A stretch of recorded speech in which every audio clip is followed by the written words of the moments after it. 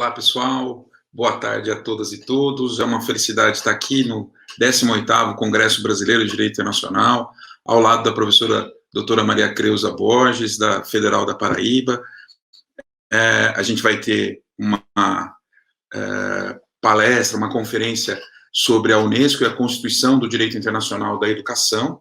A professora doutora Maria Creuza Borges é professora permanente do Programa de Pós-Graduação em Ciências Jurídicas, mestrado e doutorado em Direito, e professora associada 3 do Departamento de Direito Privado, do CCJ, da UFPB. Ela é editora adjunta da revista do Programa de Pós-Graduação em Ciências Jurídicas da UFPB, Prima Facie, avaliadora nacional e internacional do Conselho Nacional de Pesquisa e Pós-Graduação em Direito, do CONPED, e autora de artigos nas bases de dados Web of Science, Cielo, Scopus, Google Scholar, Eriplus e vários outros, como Journal and Country Rank, e suas publicações estão disponíveis na Biblioteca das Nações Unidas, em Nova York. Como eu já aprendi muito com os textos da professora, certamente todos vão aprender aqui com a sua palestra. Professora, é uma honra estar aqui, quero agradecer a sua presença, aproveitar para agradecer a organização do congresso, um congresso que é fantástico, está sendo fantástico mesmo à distância, e agradecer a todos que estão aqui para nos ouvir. A professora tem a palavra por 20 minutos, depois a gente abre para as perguntas em 10. Muito obrigado. Obrigada, professor Luiz Renato. Eu gostaria de saudar a todos, começar a minha singela saudação à organização deste congresso, que já está sendo um sucesso, com mais de 1.000 inscritos. Então, obrigada, professor Wagner Menezes, obrigada, equipe. Eu vou falar um pouco sobre um livro que eu escrevi e sintetizar em 20 minutos, colocando questões sobre as aulas que eu dou no programa de pós-graduação em Ciências Jurídicas, da UFPB, no mestrado e no doutorado. Veja, a Unesco e a Constituição de um Direito Internacional da Educação. É o primeiro desafio que eu lanço aqui para a gente discutir a emergência e a configuração de um ramo autônomo da ciência jurídica que eu chamo de Direito Internacional da Educação. E a configuração deste ramo só é possível a partir do pós-guerra. Então, se não fosse as condicionantes históricas, sociais, políticas e econômicas da Segunda Guerra Mundial, a ascensão do nazismo e do fascismo, na Alemanha, nazismo, Itália, fascismo, ou seja, o fracasso da organização internacional antecedente, que é a Liga das Nações, não teria emergido a ONU em 1945. Então, no quadro da ONU, emerge a Unesco. E aí, a partir daí, a gente começa a pensar este ramo da ciência jurídica. E eu gostaria de pontuar aqui com vocês alguns pontos fundamentais desse ramo. E aí eu me inspiro num grande autor chamado Cansado Trindade. E Cansado Trindade fez um esforço fenomenal para a configuração de um ramo da ciência jurídica, também chamado de Direito Internacional dos Direitos Humanos. E ele faz isso de forma eloquente. E eu sigo na esteira dele, fui leitora dele no mestrado e no doutorado, e consegui escrever artigos e livros utilizando como referência. Então, com base nisso, eu já informo que a Unesco, que é a Organização das Nações Unidas para a Educação, a Ciência e a Cultura, assume como tarefa primordial a centralidade da educação no quadro das Nações Unidas, mas uma concepção bem específica da educação. A educação como um direito humano, um bem público e como um instrumento para a realização de outros direitos. Ou seja, sem educação, os outros direitos humanos não são realizáveis. É a primeira concepção que eu gostaria de chamar a atenção no quadro das Nações Unidas e da Unesco. O segundo aspecto, a formação de um corpus iuris relativo ao reconhecimento da educação como direito humano.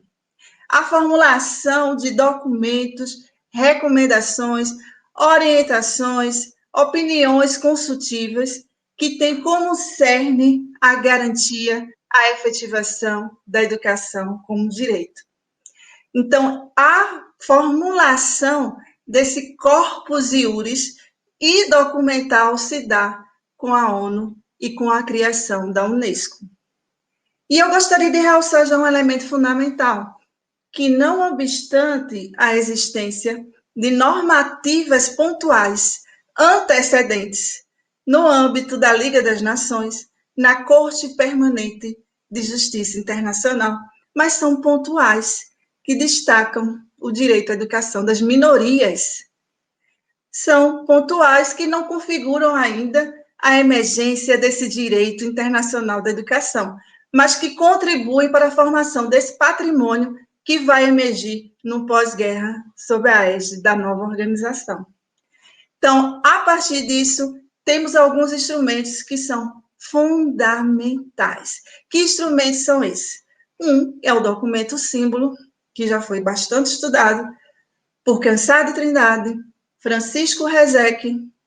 Eu mesmo estudei no mestrado, que é a Declaração Universal de Direitos Humanos, que vai eleger em seu preâmbulo e no artigo 26 a educação como direito humano fundamental e como um instrumento para a realização da tolerância e da paz. Então, é o primeiro documento símbolo do pós-guerra. Após, temos os pactos de 1966.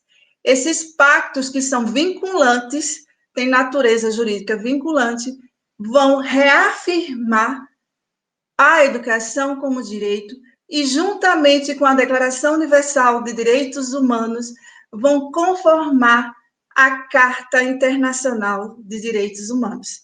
Isso no âmbito geral da ONU, mas no âmbito específico da Unesco, temos uma proliferação normativa que vai realçar a educação como direito.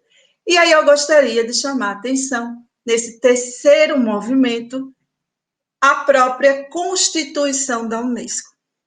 E eu vou ter como inspiração Cansado Trindade, que vai realçar o papel dos preâmbulos na interpretação do direito à educação, do direito das crianças.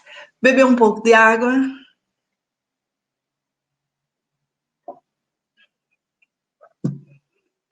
Então, Cansado Trindade, realçando o papel dos preâmbulos, sobretudo numa opinião consultiva, número 17, da Corte IDH, que eu tive o prazer de apresentar junto com o professor Siddhartha Legale, da UFJ, nesta opinião consultiva relativa à condição jurídica dos direitos da criança, Cansado Trindade, no seu voto concorrente, vai dizer e chamar para o seu voto vários preâmbulos de instrumentos internacionais, vinculantes e não vinculantes.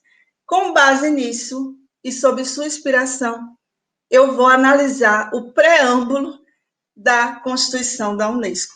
E eu dividi aqui em algumas partes este preâmbulo, porque não dá em 20 minutos para a gente analisar toda a Constituição.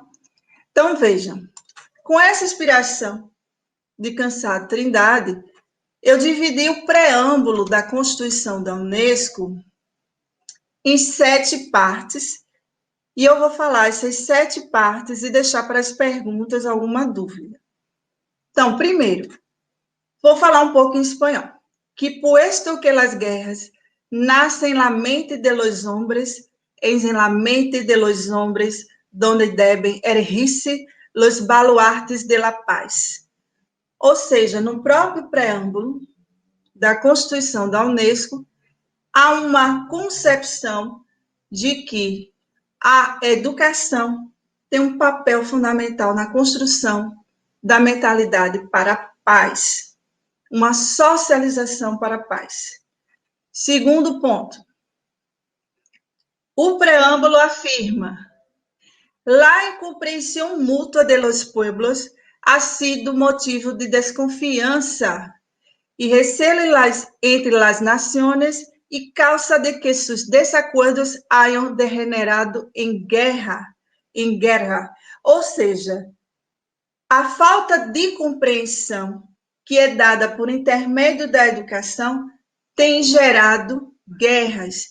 Isso a gente está falando de um instrumento de 1945, que é a Constituição da Unesco. Terceiro aspecto, os princípios e concepção de educação. Que princípios são estes? Dignidade, igualdade e o respeito mútuo dos homens, do ser humano, e que a ignorância tem provocado desigualdades. Quarto,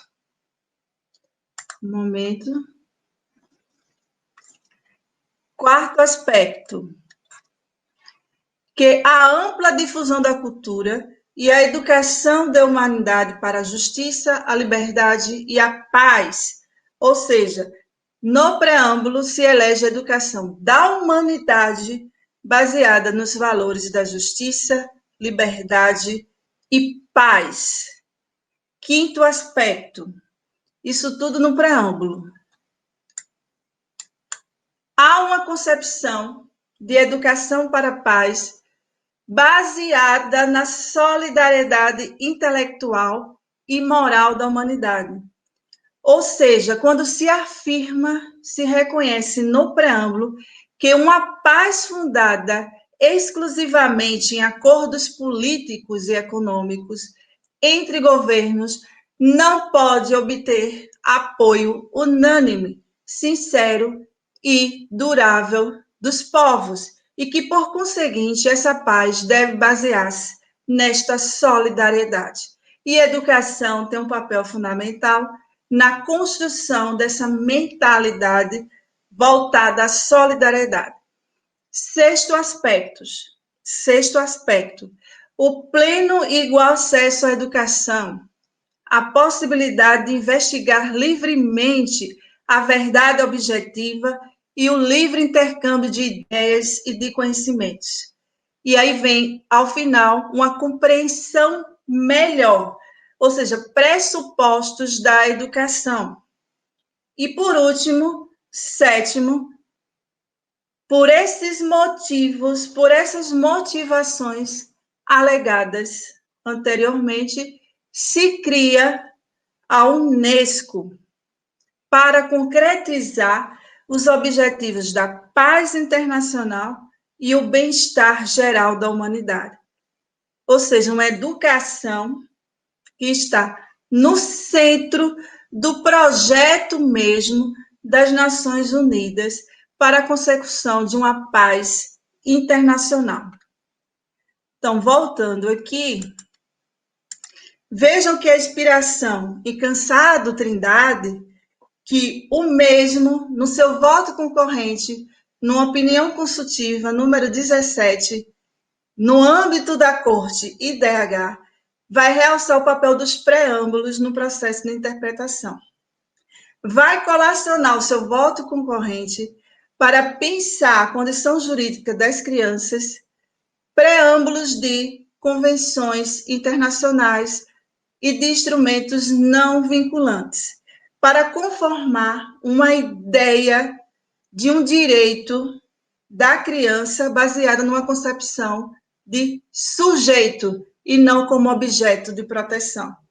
Então, eu quis realçar aqui este papel do preâmbulo da Constituição da Unesco na conformação de uma visão de educação, que é uma visão da educação fundamentada na paz, na justiça internacional, e a ideia de que a educação é um direito humano fundamental, e que sem ela os outros direitos não podem ser realizáveis. Neste sentido, eu vou passar para as considerações finais. Qual é a lição que a Constituição da Unesco nos dá em termos da construção de um direito internacional da educação? Primeiro, que existe um objeto próprio, que é educação, com sua concepção, que está posta no instrumento, com seus princípios, com seus valores, que estão postos no instrumento. Então, eu defendo esta ideia que no pós-guerra, a partir da Constituição da Unesco, se configura um ramo autônomo da ciência jurídica no âmbito internacional, voltada à regulação da educação, voltada à recomendação dessa organização para os Estados-membros e voltada para um projeto de paz encabeçado pelas Nações Unidas, que, na verdade, no pós-guerra, as Nações Unidas eram constituídas por estados quantitativamente menores do que os atuais, né? Porque à época ainda havia muitos estados que eram colônias, não eram nem estados independentes, ainda eram colônias. Mas o fato é que, a partir dessa Constituição, até os dias atuais, permanece a ideia da educação como direito humano, como um instrumento para a realização de outros direitos, e no Fórum Mundial de 2015, a Unesco resgata e reafirma esta concepção, propondo uma nova agenda, a chamada Declaração de Incheon, porque o Fórum Mundial da Educação aconteceu em Incheon, Coreia do Sul. E uma nova agenda, mas que tem como premissas básicas todos esses elementos que aqui eu citei, é conformada e reestruturada para pensar a educação e esse projeto de paz, que ainda é uma utopia, mas penso eu que é uma utopia realizável. Então, obrigada, Luiz Renato, obrigada a todos, e fico no aguardo das perguntas. Eu que agradeço, professora. Foi um aprendizado como eu imaginava que seria mesmo. Peço desculpas pelo cachorro que está latindo aqui, mas é normal. Bom, além de agradecer a participação de todos, professora, temos duas perguntas da plateia, eu vou fazê-las, e aí depois, se a gente tiver tempo, eu faço mais uma que eu tinha guardado aqui comigo. A Daniela Irushka pergunta onde que é possível adquirir o livro da professora. E o Caio Gustavo de Almeida vai perguntar sobre se a professora acredita que a educação deveria ser norma de ius cogens. Essas são as duas questões, uma mais informativa, né, sobre o livro, e a outra sobre o ius cogens. Professora, fique à vontade. Primeiro livro, um dos livros é este, de autoria individual, A Educação como Direito Fundamental, um Bem Público e um Serviço Comercializável, onde eu analiso mais de 40 recomendações formuladas pela Unesco, pela Organização Mundial do Comércio, no quadro da União Europeia e no quadro global ONU. Então, aqui, em 276 páginas, eu faço esta análise, pela editora da Universidade Estadual da Paraíba, e está disponível no site da editora. O livro foi esgotado na Livraria Leitura, em outras livrarias, mas ainda continua no site, em que é possível adquirir em forma de e-book. Esse aqui é o físico. Sobre os cogens, eu fiz um trabalho monográfico sobre o ius cogens, e na formulação do meu novo livro, está saindo, já está no forno, um novo livro chamado Direito e Educação, Diálogos Luso-Brasileiros, resultados da minha missão como professora visitante na Universidade de Coimbra, agora em 2019. Esse livro já está na fase de impressão, em que eu discuto a educação constitucional. Em outro, que o professor Wagner Menezes é prefaciador, que também está no caminho, eu venho discutir que a educação no cenário internacional, na sociedade internacional, deveria ser norma de ius cogens, porque penso eu que nenhuma sociedade doméstica ou internacional pode desenvolver um modo de vida E eu digo isso em outro livro, Educação para a Convivência. Eu falo sobre esse projeto ONU-UNESCO, afirmando a concepção da educação para a convivência humana. Então, não é possível educação, não é possível convivência humana sem educação. Então, para mim, é uma norma imperativa de direito internacional que deveria ser obrigatoriamente seguida pelos Estados. No caso brasileiro, como eu falo no livro, a educação é um direito de todos e dever do Estado, está na nossa Constituição, no artigo 205, mas deve ser desenvolvida em regime de colaboração com a sociedade, com 3 objetivos: desenvolvimento pleno da pessoa, preparo para o exercício da cidadania e formação do trabalhador. Ou seja, as 3 dimensões do processo educativo: pessoa, cidadão e trabalhador. E é obrigatória dos 4 aos 17 anos. Ou seja, no Brasil, a educação já é obrigatória dos 4 aos 17 anos. Ou seja, abrange parte da educação infantil até o final do ensino médio, que é chamada educação básica. A educação superior é acessível com base no mérito, que é uma recomendação da Unesco. Obrigado, professora. Além das perguntas que foram feitas pela Daniela e pelo Caio, existem manifestações parabenizando a professora, tanto do Paulo, quanto do Lucivaldo, da Thaís, da Fernanda, da Alana, do João Gabriel, do Paulo de novo. Então, todos eles... Do Portela, que já enviou aqui, já recebi. Exato, o Paulo, que é nosso colega. O Rui também, que é nosso colega, está aqui se manifestando. Professora, a questão que eu ia trazer com relação ao artigo 26 da Declaração Universal é em que medida que a possibilidade de haver o oferecimento da educação, tanto pelos órgãos públicos quanto por órgãos particulares, isso enfraquece ou fortalece a educação, o direito à educação na visão da professora? Mesmo se a gente ficasse exclusivamente naquele início, que o artigo 26 não fala da universidade, ele fala dos primeiros anos de ensino, né? Mas o que a professora poderia A Mônica também se manifesta. Obrigado, professora. Na análise da Declaração Universal de Direitos Humanos, eu subdivido em 3 partes. Primeiro, a parte preambular, em que a educação já é reconhecida na parte preambular, e eu acho fundamental nós focarmos também na análise dos preâmbulos, porque nós vamos encontrar todas essas orientações de motivação política, social, econômica nos preâmbulos mesmo, e afirmação de determinados valores, a gente não encontra muito isso na parte dispositiva, e o artigo 26, que eu divido em 2 partes. Primeiro, o reconhecimento da educação como direito em conformidade com as etapas. Então, vai desde a mais tenra idade, a instrução primária, aos níveis mais elevados. É a primeira parte do artigo 26. Vejam que lá na Declaração Universal de Direitos Humanos, que é uma inspiração de caráter universal, não é um instrumento vinculante, e foi afirmado em 1948.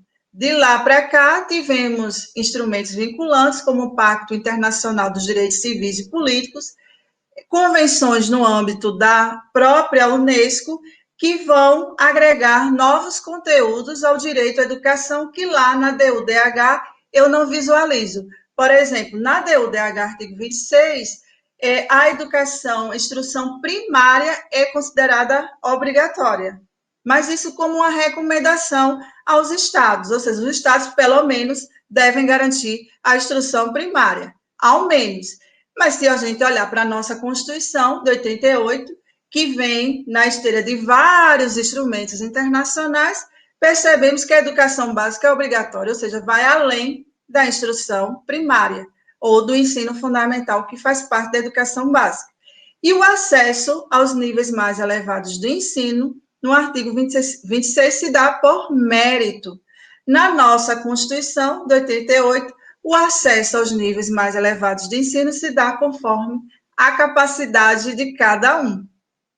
Então, vejam que ali é uma orientação datada historicamente, que diz, ao menos os estados devem garantir a instrução primária, mas o contexto era diferente do contexto atual.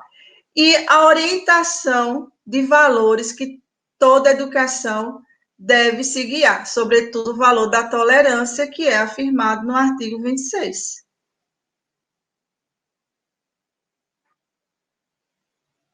Professora, muito obrigado por suas palavras, pelo ensinamento, pela conferência. Quero aproveitar para agradecer a todos que estão aqui nos ouvindo, agradecer também à organização, ao professor Wagner Menezes, que fez esse congresso ficar cada vez mais maravilhoso desde o início, e quero convidá-los à continuação do nosso evento. A próxima palestra já está para acontecer, né? Agora a gente vai ter a fala da professora Clarissa Brandão, que vai ser presidida pela professora Lídia Maria Ribas. Então, pessoal, professora, se a professora quiser fazer Sim. uso da palavra para o encerramento... Eu gostaria de agradecer, não é, pelo conhecimento que eu tive agora, que eu não conhecia o professor pessoalmente, Luiz Renato Vedovato, agradecer a Wagner Menezes, a quem eu estimo muito, considero um amigo, e a toda a equipe da BDI, agradecer pelo convite e por esta oportunidade ímpar neste período de pandemia. Obrigado, professora. Até a próxima, pessoal. Até a próxima.